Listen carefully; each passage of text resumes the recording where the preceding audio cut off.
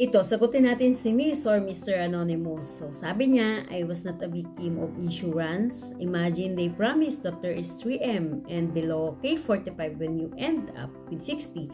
But 60 years old from now, how much is the value of 2M?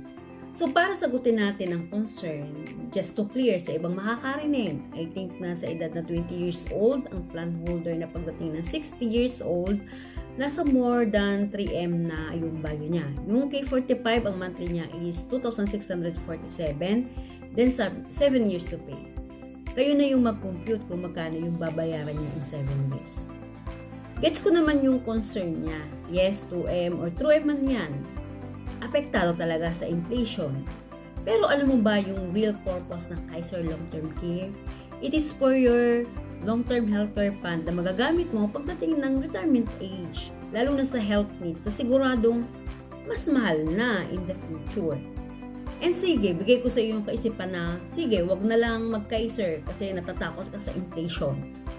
So, paano kapag tanda mo? Imagine, ginastos mo na lang yung sanang panghulog mo sa Kaiser. So, ano ba sa tingin mo ang mas maganda? Yung may 2 million o 3 million o yung wala kang aasahan kahit na magkano? Kung gusto mo maghanda sa retirement, send me a message, then i-guide kita.